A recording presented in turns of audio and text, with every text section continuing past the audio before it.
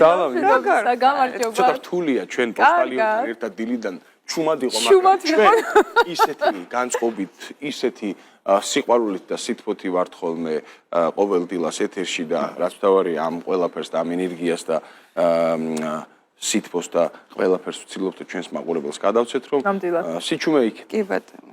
აპარატო გვინდა არ გვინდა მოკლედ და რატომ უნდა ვიყოთ ჩუმად და როგორ უნდა მოვახერხოთ ეს და რისთვის არის კარგი რომ გითხრათ თქვენ. სიამოვნებით დილამშვიდობისა, როგორ ხართ? ძალიან მიყვარს თქვენთან სტუმრობა და ნამდვილად ის პოზიტივი და ის განწყობა, დადებითი ტალღები და ყველაფერი იგრძნობა, როგორც კი შემოდის ადამიანის სტუდიაში, ასე რომ ძალიან გვიყვარს მაყურებლებო და დღევანდელი თემა ნამდვილად ისეთია, დავარქვით მოკლედ, რომ ბედნიერებას უყვარს სიჩუმე და თურმე რატომ? და მეორე ნაწილი არის როგორ დავიცვათ თავი შურისგან.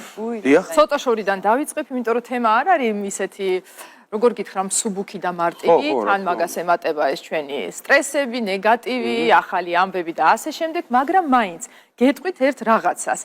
ბებია მეუბნებოდა და დიდი ბებიაც და გამიგია კიდევაც და აბა თქვენც მითხარით თუ გაგიგიათ მსგავსი რაღაცა, რომ მეგობარი და ნამდვილი ადამიანიო, ის ადამიანია, რომელიც ხინში და ჭირში შენთან გვერდით არის. ხო, სწორია, ხო ესე ვამბობთ როგორც წესი დარიგია და ესე არის. მეორენაირად გამიგია კიდე. აბა მითხარი? მეგობარიო, ჭირში უფრო იციანო გვერდში და ხინში როცა შენ გვერდითარიო. აი ის არის ნამდვილი რომელიც შენს კარგს გაიზიარებს. ზუსტად, ნიკო, ეს არის დღევანდელი თემა, რომლის გახსნა ნამდვილად მინდა. არ გაჩუმდე, არა პირიქით, მიყვარს თქვენი ჩართულობა და ნამდვილად ეს არის დღევანდელი კვინტესენცია, დღევანდელი თემის, ასე ვთქვათ, იმიტომ რომ იმდენად იცვლება გარემოც, როგორ გითხრათ, ფსიქოლოგიური ფონიც, ჩვენი ფსიქიკაც და ის ტენდენციები, რაც დღესდღეობით არის და სამწუხაროდ ჭარბობს ეს ნეგატიური ტალღები და გვინდა რა თქმა უნდა გადავლახოთ ეგ რამენაირად რომ ვიყოთ ტონუსში და ელემენტარულად გვიყვარდეს და პატივივცეთ ერთმანეთს, მაგრამ ზუსტად ის არის რაც ნიკომ თქვა, რომ ხინში უფრო მარტივია, ასე ვთქვათ, ნიღაბი გაიკეთო და ამ როგორ გითხრათ, თეატრალური რაღაცა დადგმით, ხო, ადამიანთან უფრო გეგონება ახლოს იქნები და რაღაც ჭირში, მაპატიე ჭირში. ხოლო ხინში ძალიან რთულია.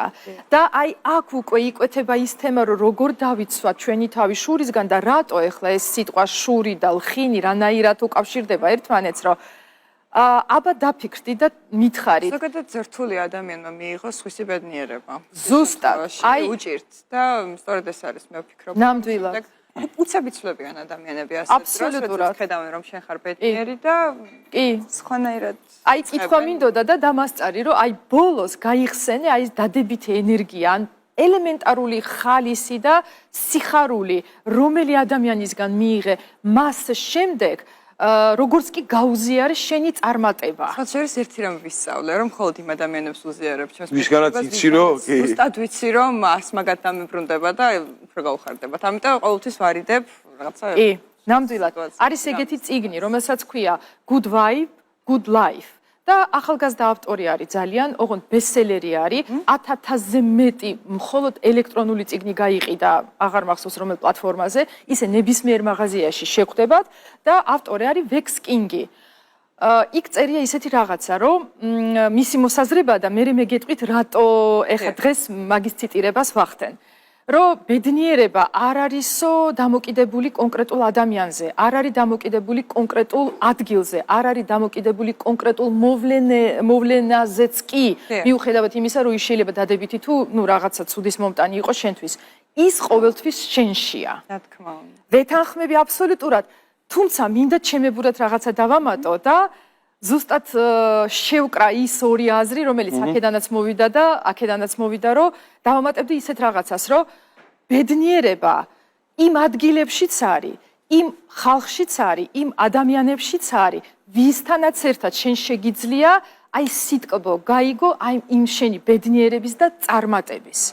ეგ აუცილებელია, იმიტომ რომ წარმატება თან იცით რა ხშირ შემთხვევაში აი ეს შური საიდან მოდის. აი როგორ გითხრათ, წყარო ამისი ზუსტად ის არის, რომ ამან მიაღწია და მე რატომ არა. ხოლო იმ მიღწევის უკან იმ ადამიანის შრომის უკან რამხელა ძალისხმევა, რამხელა რესურსი არის, ამას სამწუხაროდ ვერ ხედავენ და ამიტომ ხშირად მეც გამიგია, რომ ბედნიერებას უყვარს სიჩუმე და არის ეგეთი მეორე ფენომენი, რომ გვიხარია და პირველი ბიძგი რა არის, რომ გვინდა სხვასაც გავუზიაროთ აუცილებლად, ან სანამ გეგმავთ რაღაცას განსაკუთრებით ინტერვიუს დროს, აი ხშირი კითხვა, აბა თქვენი გეგმები, აბა რას აპირებთ და ასე შემდეგ და გაგიგია ბოლო ალბათ 4-5 წლის განმავლობაში ისეთი ბომონდის წარმომადგენლებიც კი ვარსკვლავები, ნუ მოკლედ ხალხი რომელიც ხდება ინტერვიუს დროს, რომელსაც ხდება ინტერვიუს დროს ეს კითხვა, ძალიან ხშირი პასუხი არის, რომ შევიკავებ თავს. ნახავთ რომ გამოვა. აი ესეც არის, იმიტომ რომ ბევრი ვიცი ადამიანი რომელიც ამბობს რომ ვაიმე წინასწარ თქვი, ისე მიხაროდა და ჩაიშალა, არაფერი გამომივიდა და ასე შემდეგ. ასე რომ ნამდვილად ბედნიერებას უყვარს სიჩუმე ეს ერთია და ეს შური კიდე მეორეა, შეიძლება სიტყვა ცოტა ლამაზი არ არის, მაგრამ ნუ ის რაღაცა ნეგატივი, რომელიც შეიძლება იდგას იმის. შური რა არის რეალურად? როცა არ გიხარია სხვისი ბედნიერება. ზუსტად და ხვდები ეს თვითონ იმ ადამიანის უბედურება, მე შემიძლია ასე ვთქვა და ამითი ჩვენ რეალურად არაფერი დაგვიშავდება, როცა სხვა ჩვენი შურს, თუმცა თვითონ ის ადამიანი ჩაგრება ცხოვრებაში, მე ასე მგონია. კი, ეს არის დისბალანსი. მივიღოთ და არ უნდა მოუშვათ. აი ეგ კიდე საინტერესო ნაწილი არის ჩვენი თემის, დღევანდელი თემის, რომ როგორ დავიცვათ ჩვენი თავი და როგორ გამოვიდეთ ამ ყველაფრისგან, როგორც კი გრძნობთ, რომ რაღაცა ისე არ წავიდა, როგორც ჩვენ გვინდა, ან ელემენტარულად ენერგეტიკურად რო გრძნობთ, რომ ვაიმე დავიცალე, დავიღალებ, ნერვიულობ, რაღაცა არ გამომდის. არის ოქროს წესები, რომელიც გამუშავებულია და ვიცით ყველამ და ელემენტარულია, თქვენც იცი დარწმუნებული ვარ და იყენებთ კიდევაც უბრალოდ გააზრებულად არ არის. პირველი ის არის, რომ რაც არ უნდა რთული სიტუაცია იყოს და რაც არ უნდა სტრესში და დეპრესიაში ვიყოთ და ღმერთმა დაგვიფაროს და სულ კარგად ვიყოთ და ჯანმრთელად და ბედნიერად, მაგრამ ის მუდმივი არ არის. აი ეგ უნდა როგორ გითხრათ, ესეც გაივლის. ხო გახსოვთ ის სოლომონის სამაჯური რო იყო წარწერით, რომ ესეც გაივლის. ნამდვილად ესეა. უბრალოდ შენ თავს უნდა დაარწმუნო რამენაირად, რომ გაივლის, იმიტომ რომ ის აღელვება, ის იმ მომენტში რომ ვერ აკონტროლებ ემოციებს და უკვე ემოცია პირდაპირ კავშირშია, რატო ხდება, ხო?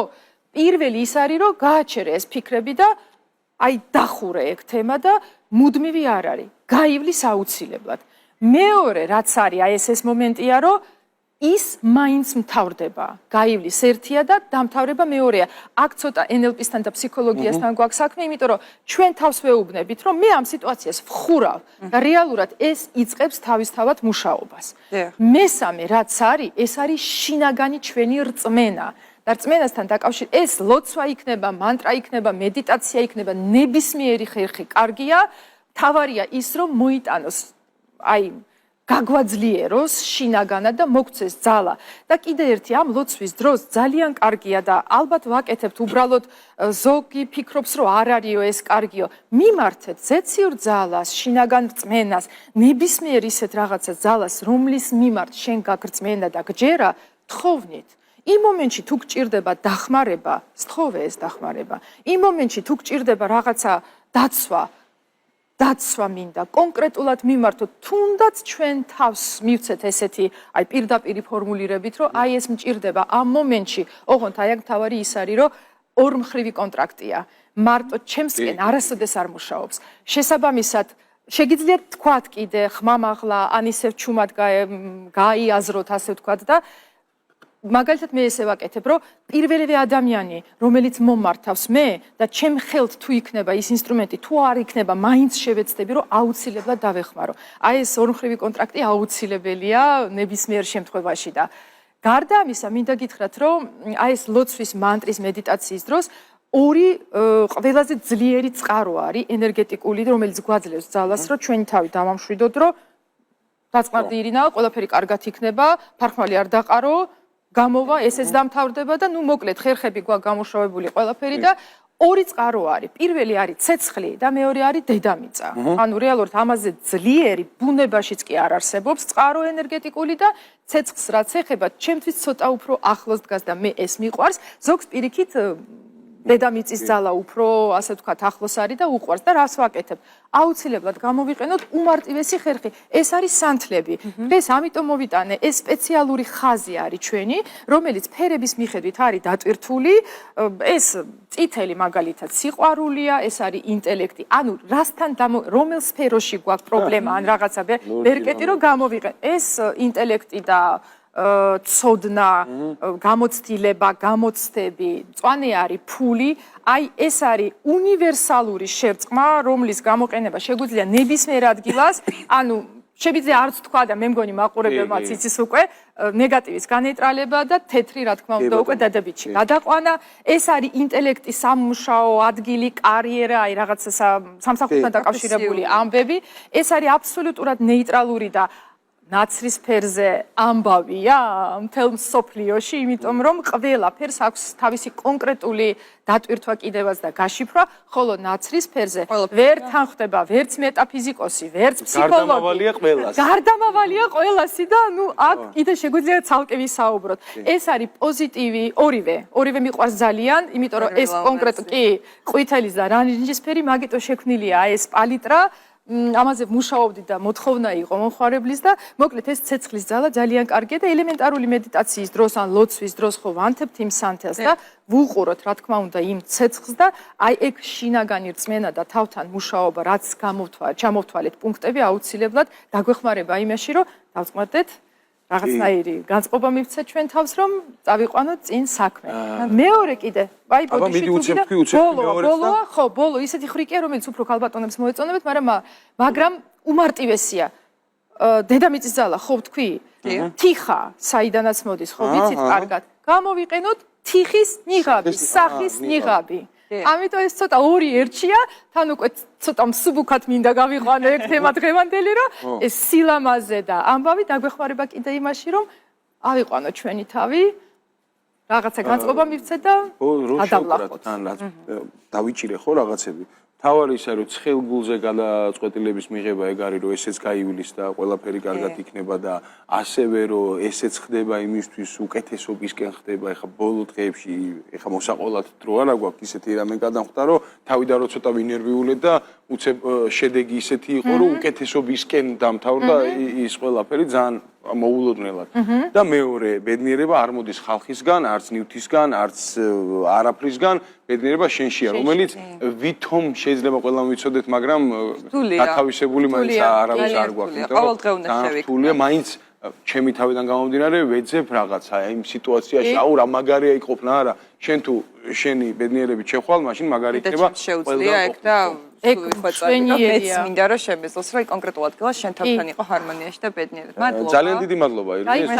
თქვენ ძალიან დიდი მადლობა. ლაპარაკი და ეხა ეს ფრაზა იმდენად ვითომ არ ვიცი, როგორ არ ვიცი, მაგრამ სულ მიგდებული გაქვს, სულ მივიწყებული გაქვს. რაღაცა უცებ გაგახსენდება და ხვაბარა შენ იყო მთავარია კარგი. არ უსურვოთ სულ ერთმანეთს და არ ხო, მთავარია ჩვენ თავში გვგზნობდეთ ბედნიერებას, სიყვარულს, სითბოს და ეს მერე უკვე სხვაზეც გადავა რა თქმა უნდა. ძალიან დიდი მადლობა. მადლობა გიძვით. Thank you.